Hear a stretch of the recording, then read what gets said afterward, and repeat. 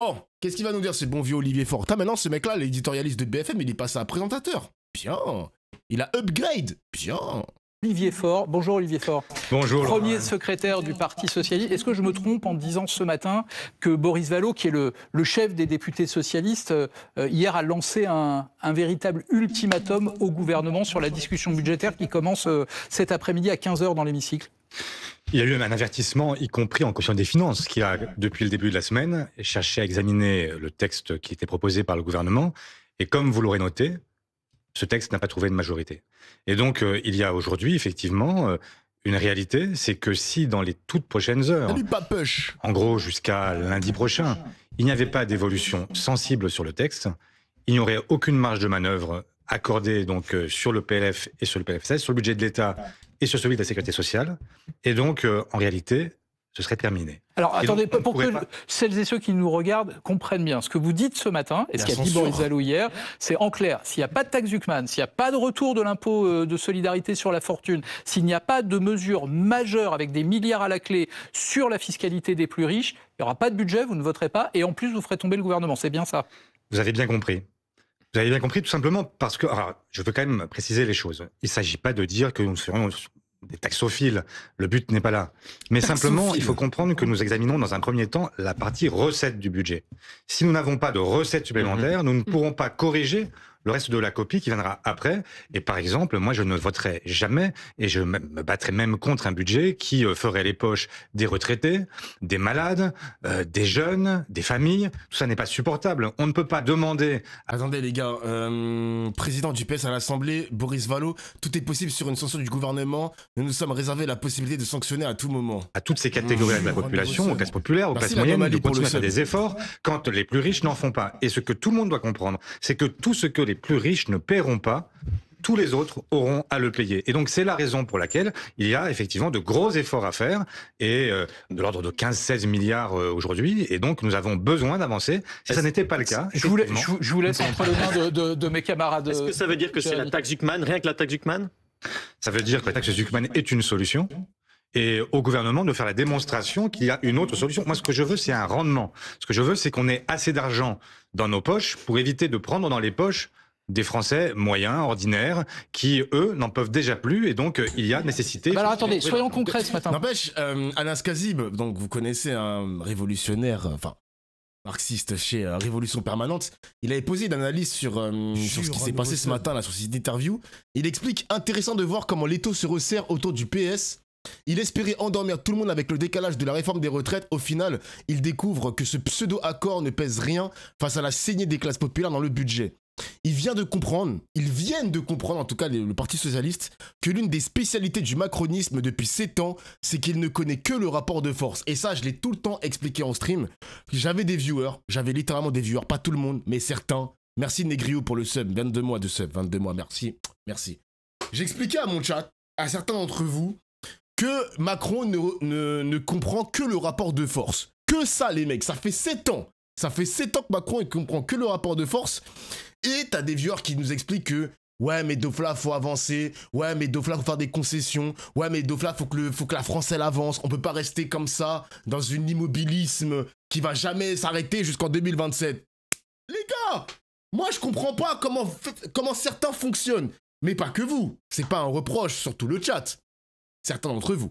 Et même sur Twitter, les gens critiquent LFI et même le RN de manière générale en mode ben faites comme le PS, essayez de trouver des compromis, etc., etc. Mais les gars, les macronistes nous cassent les couilles à tout le temps bomber le torse parce qu'il y a le président, parce qu'il peut signer les décrets ou pas, les ordonnances ou je sais pas quoi.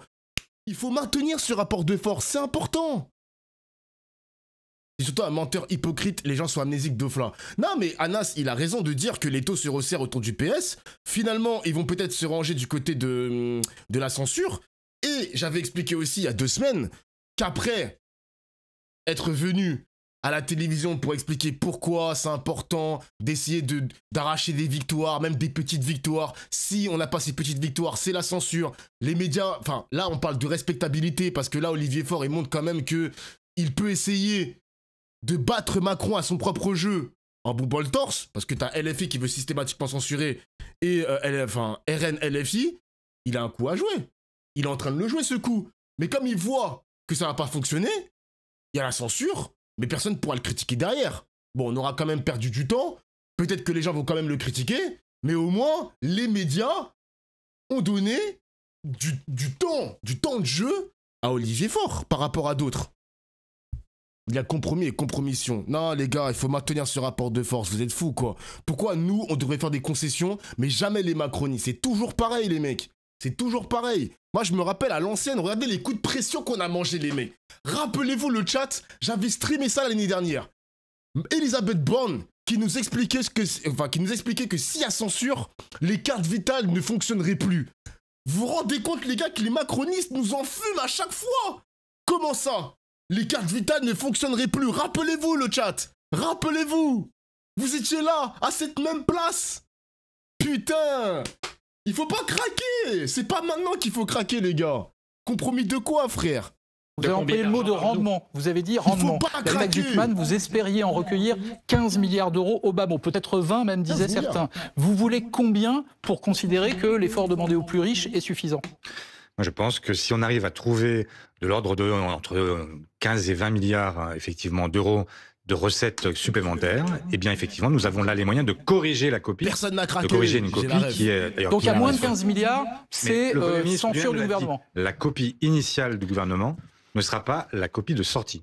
Alors après, il y a un équilibre, pardon de la technique, mais il y a un équilibre entre les nouvelles recettes et puis le montant du déficit, puisque le Premier ministre a laissé passer l'idée qu'on ne serait pas forcément à 4,7 points de PIB de déficit, peut-être on irait jusqu'à 5. Donc c'est peut-être pas 15 milliards, ça peut être moins. Ça veut dire qu'il faut retrouver des marges de manœuvre pour éviter tout ce que la copie initiale comprend, l'abattement sur les retraités, je pense au gel des pensions de retraite, au gel des prestations sociales, à tout ce qui va faire rentrer dans l'impôt sur le revenu des gens qui n'y sont pas aujourd'hui, toutes ces séries d'horreurs qui aujourd'hui frappent les Français et qu'il faut retirer.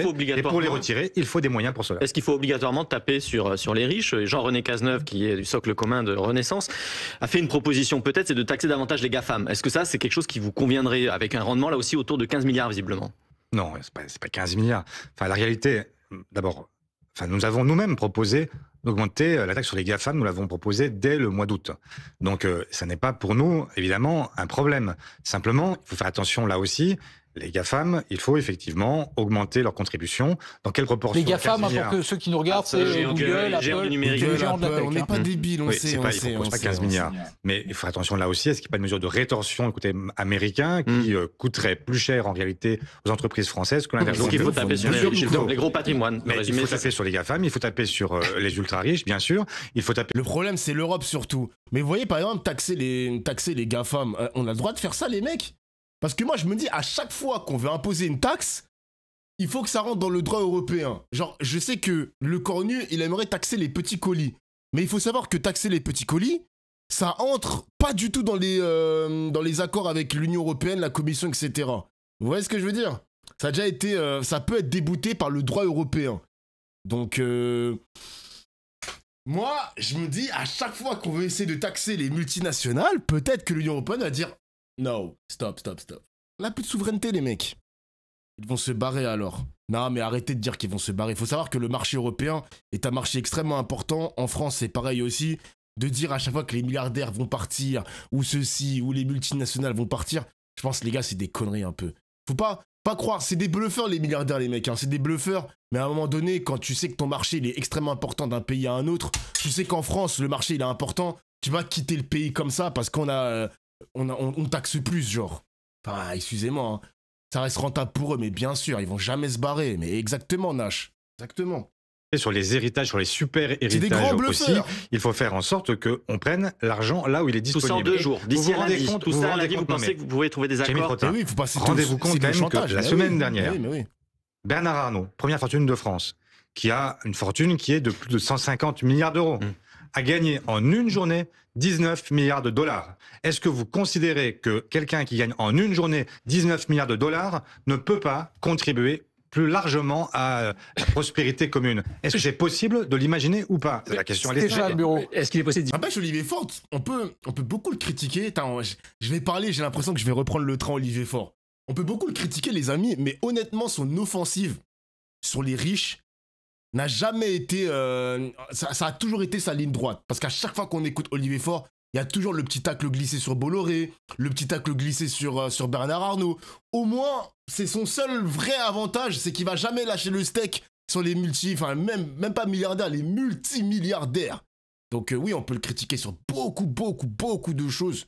Mais s'il garde ce pressing-là, je suis en mode, bon, au moins, il y a un gars qui est sur les médias pour critiquer les milliardaires. Parce qu'il n'y en a pas beaucoup quand même, les mecs. Hein. On a compris maintenant que le RN, ils sont un peu pour les riches. On a capté le petit jeu là, parce qu'à force de parler immigration, islam à la télé, il n'y a personne qui prend le lead pour parler des milliardaires à part la France Insoumise. Et comme ils ne sont pas tout le temps invités, la France Insoumise, bah, du coup, la parole, elle est assez rare sur les milliardaires. Donc heureusement qu'il y a un mec qui utilise une vitrine médiatique pour dénoncer ça, justement. Il a une vertèbre, mais toujours pas de colonne. Wesh, je vais la noter ta phrase, elle est stylée. Elle est stylée. Ah, j'aime bien. Le gauchiste d'opportunisme et l'antifa de stratégie fort. Ouais, c'est peut-être de l'opportunisme, on peut le voir comme ça, les amis, on peut le voir comme ça. Bah non, on veut qu'il censure une fois sur 10 son discours sur les riches est à géométrie variable. Il cherche à embobiner l'électorat de gauche, mais dès qu'il faut agir et négocier avec les macronistes. Jure, un nouveau sub. Vous le voyez comme ça, les mecs. Vous voyez, vous portez votre analyse de cette façon-là. Ouais, bon. Oui, ok. Vous le voyez comme ça, ok. Merci, petite le gueux pour le... Wesh, le pseudo de fou. Parce que je me dis, il s'en sort pas maintenant pour essayer d'arracher des victoires, en sortir à peu près vainqueur. S'il perd cette bataille, ce bras de fer contre les macronistes, il s'en sort derrière. Donc on va dire, au moins, il s'est battu, au moins, il a opposé ce bras de fer-là et il n'était pas dans la censure que dans la censure. Je sais pas quelle conclusion on pourrait en tirer de ça. Je sais pas. Imaginez d'avoir ces débats sans parler de Bernard Arnault, voilà l'autre question. Mais pour vous, je remarque que la sémantique est importante. Ce n'est pas un ultimatum, c'est un avertissement. Vous vous dégagez toujours une petite marge. Est-ce que vous êtes prêt à vivre avec les conséquences politiques de l'ultimatum ou de l'avertissement et de forcer une dissolution et possiblement de politiquement avoir à vivre avec les conséquences d'une dissolution? Parce que votre menace, elle est opérante si M. Lecornu pense que vous avez le cran d'aller jusqu'au bout. Mais nous avons déjà fait la démonstration à plusieurs reprises que nous avions à la fois le cran de chercher à négocier quand il y avait quelque chose à négocier et que nous avions aussi le cran d'aller jusqu'au bout, c'est-à-dire jusqu'à la censure et jusqu'à la dissolution, si nécessité s'en faisait sentir. Mais j'ai eu l'impression, pendant cette semaine où on ne savait plus vraiment qui était Premier ministre, si M. Lecornu restait ou s'en allait, que vous avez eu un petit frisson quand même à l'idée qu'on se retrouve plus rapidement que prévu dans un scénario de dissolution. Non, aucun frisson, quand même. Aucun frisson. Je vous rassure, aucun frisson. Je suis maintenant rassuré. Vous avez un désaccord plus fondamental avec Sébastien Lecornu, au-delà même de la taxe Zucman, c'est son rendement qu'on évoquait il y a quelques instants. Les services de Matignon disent ça ne me... Je viens de voir, j'ai 3 batteries externes. Une batterie externe, 2, 3. J'ai acheté au Japon, on me l'a offert, je l'ai acheté ici. Enfin, un giveaway, hein. Un petit giveaway de batterie externe. Il a pris la poussière. Pourquoi j'ai un cumul de batteries externes comme ça, frère? C'est une dinguerie. Pardon, excusez-moi. Ramènerait pas 15 à 20 milliards dans la mesure où... Non mais ils disent ça aura des effets néfastes et ça ne rapportera pas autant. En partant du principe, en contestant la méthodologie qui a été utilisée, à savoir reposer sur le classement Forbes, en disant que finalement ce n'était pas une source scientifique pour le calcul d'une telle taxe. Est-ce que en dessous de 15 milliards, ça ne discute pas, encore une fois, si vous tombez sur un effort fiscal de 10 milliards qui repose sur un bassin à définir avec le Premier ministre, ou est-ce que c'est vraiment, qu'importe vos questionnements sur la méthode, c'est 15 à 20 milliards et rien d'autre? Je vous répète ce que j'ai dit tout à l'heure, c'est-à-dire que je veux un rendement. Oui. Je veux qu'on puisse épargner les classes populaires et la classe moyenne. Oui, mais ce n'est pas la même chose si vous divergez sur le rendement de la taxe et que vous arrivez à un effort finalement et à si le gouvernement considère que la taxe Zucman ne rapporte que 5 milliards, eh bien... Il faut trouver autre chose.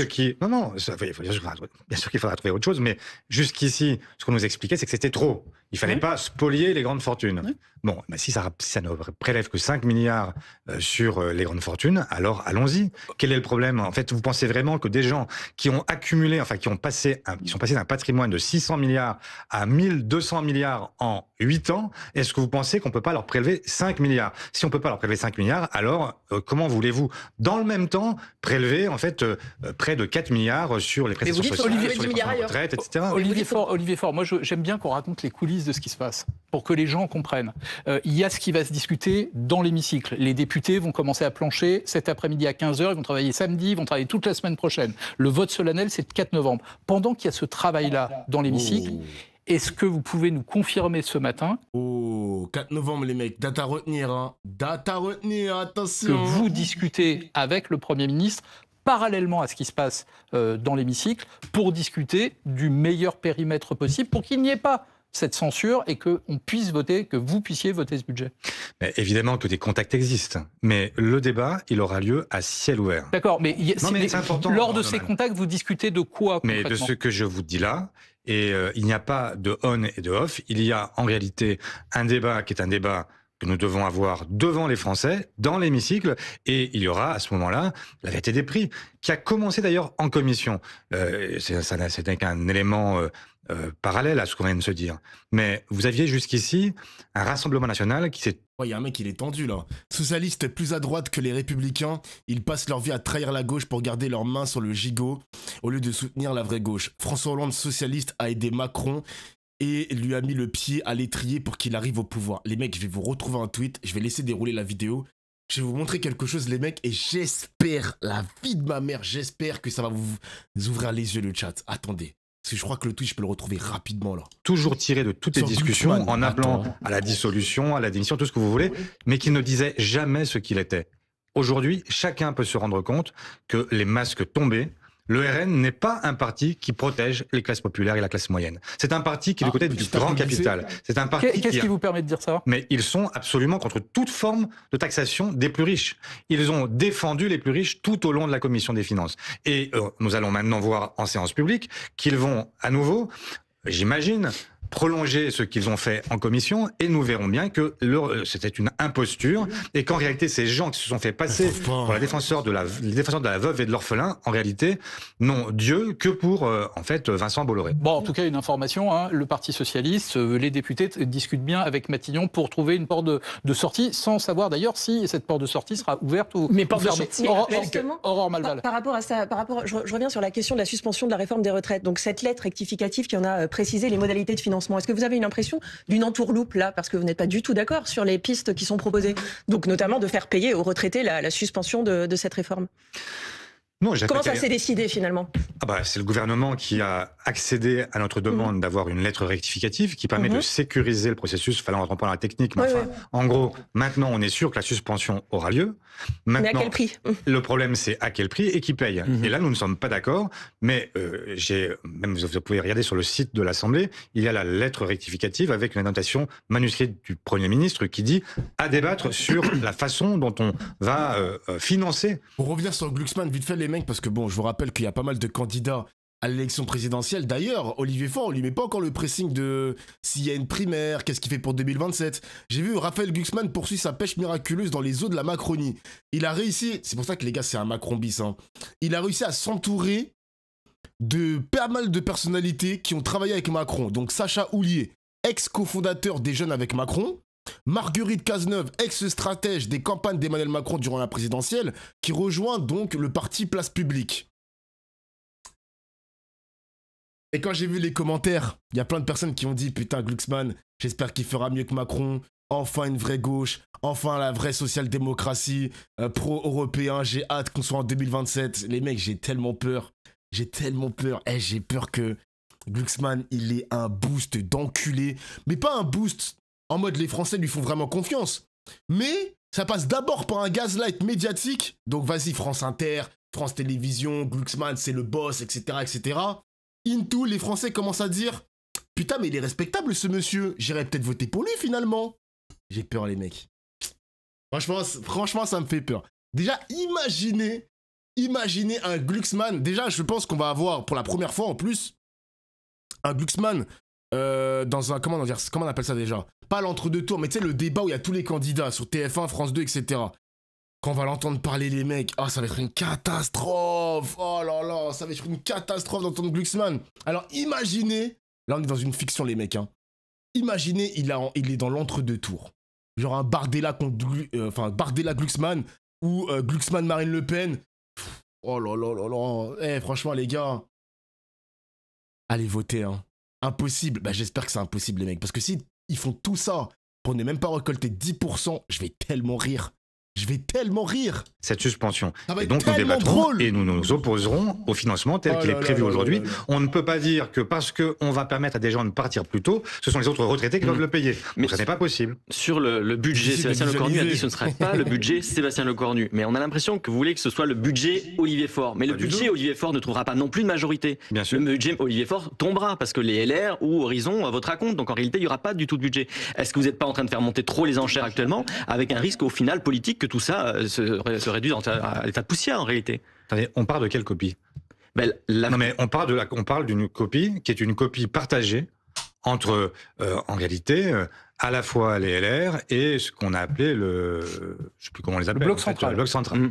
Bon, eh bien, en fait, tous ces gens-là étaient d'accord sur la copie initiale. C'était même la copie initiale du gouvernement. Merci Psycho Quack pour les 15 mois de sub. Bon week-end les gars et merci Dofla pour tes streams tous les soirs. Ils me font beaucoup de bien. Oh, mon stream est un médicament. Aïe, aïe, aïe, aïe, aïe, aïe. Dofla, à ton avis, est-ce que Le Pen va réussir à s'en sortir pour se présenter à la présidentielle? Alors ça, c'est vraiment l'inconnu, les mecs. Hein. C'est l'inconnu. Réponse en 2026, parce qu'il y aura un procès en appel. Donc, il faudra être patient, les mecs, pour Marine Le Pen. Mais j'avoue que si elle est interdite d'élection présidentielle, ce serait un séisme politique.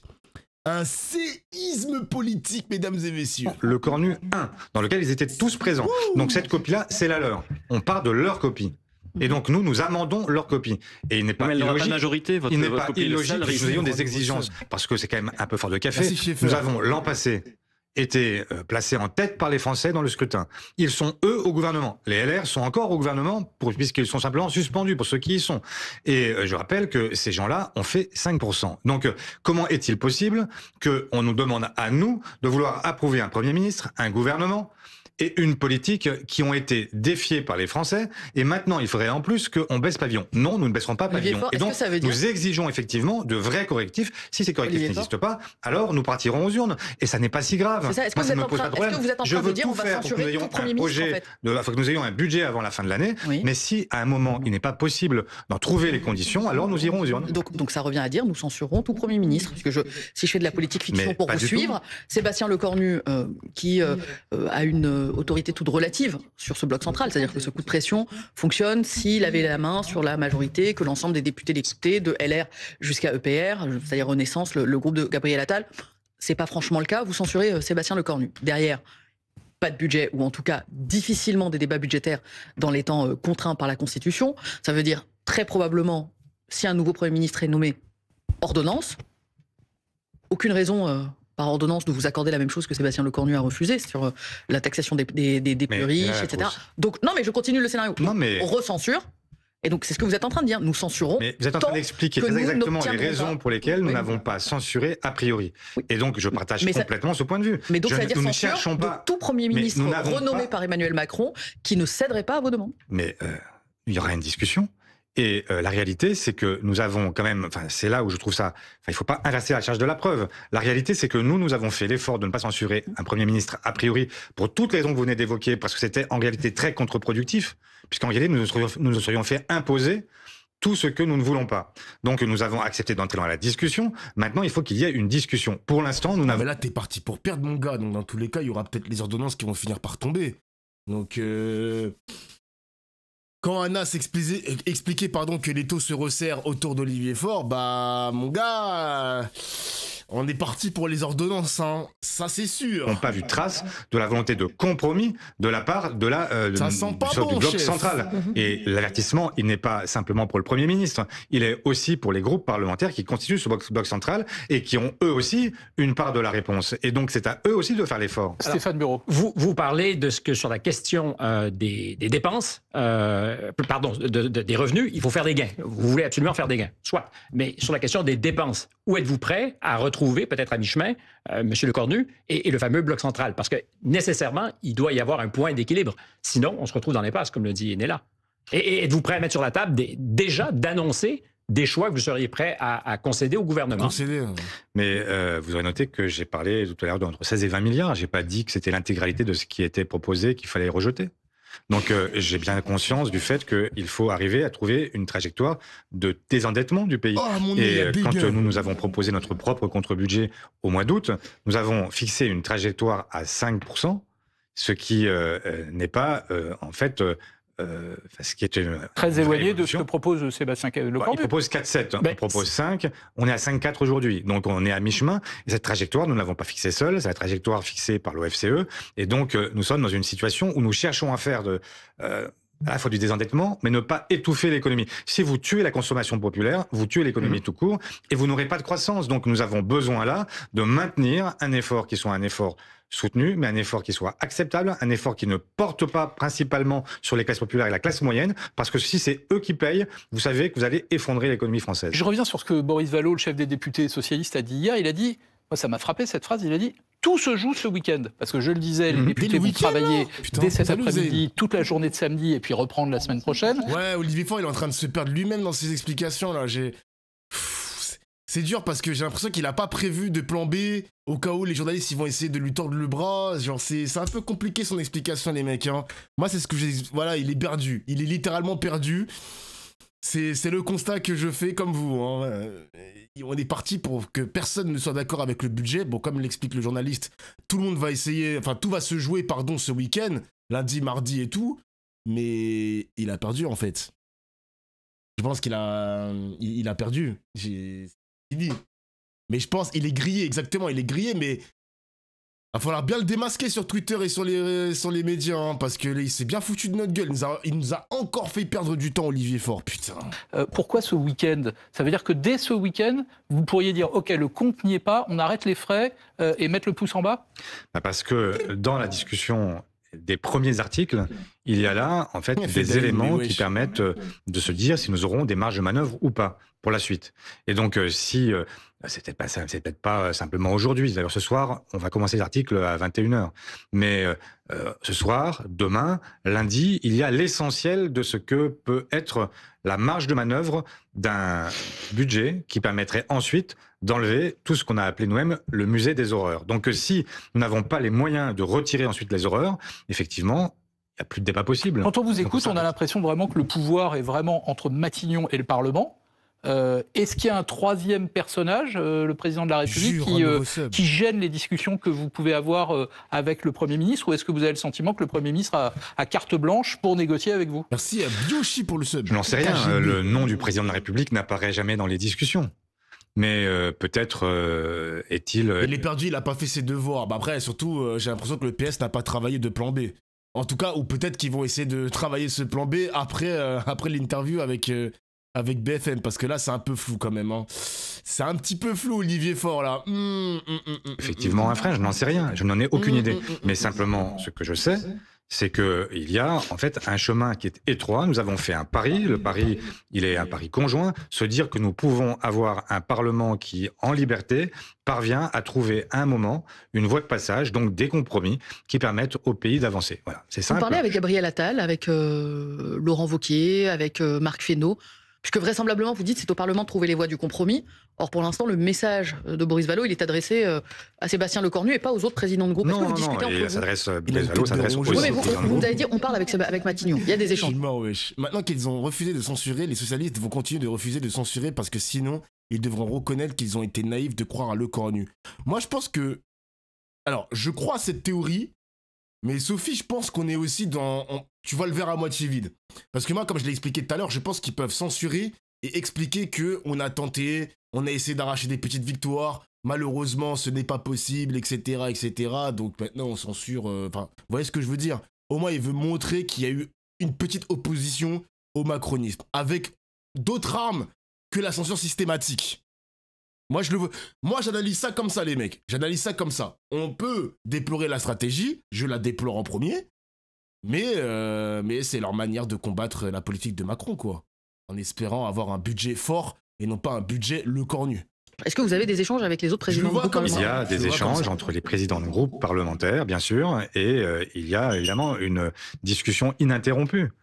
Et donc, c'est... Comment ? Mais infertile, vraisemblablement. Mais inabouti. Donc, pour l'instant, nous n'en sommes pas... Enfin, vous avez le résultat de la commission. Mais si vous voulez qu'on reproduise en séance publique ce qu'on a fait en commission... Non, il disait hier, ce n'est pas un échec, c'est juste un rejet. Et il disait, il y aura de la responsabilité dans l'hémicycle. Ça, vous ne croyez pas ? Si, j'y crois. Je crois que c'est possible. Je suis pas venu ce matin vous dire c'est fini. Je suis en train de vous dire que pour l'instant, c'est fini. On est très loin du compte. Et que donc, il y a une discussion qui va être une discussion difficile, que nous mènerons ardemment et nous ferons en sorte de nous faire entendre, parce que si nous ne sommes pas entendus, l'histoire s'arrête. Stéphane, j'ai noté tout à l'heure que vous avez dit « nous avons été choisis il y a un an par la majorité des Français ». Ce « nous » est-il encore existant? Est-ce qu'il y a un « nous » de la gauche qui travaille, ou ce sont les socialistes en cavalier seul qui, aujourd'hui, arbitrent les débats? Avez-vous l'impression de parler aussi avec vos anciens amis? Mais il n'y a pas d'anciens amis. En fait, il y a des gens avec qui je partage des combats et avec lesquels je continue à partager des combats. On a beaucoup parlé de la taxe Zuckman. On pourrait aussi parler de la suspension des retraites. On pourrait parler de tout ce qui a été notre socle commun à nous. Il y a toujours un nous. Il y a toujours un nous, bien sûr. Avec les insoumis en commission, aussi. Mais en commission, les combats sont souvent des combats partagés où nous votons ensemble les mêmes amendements.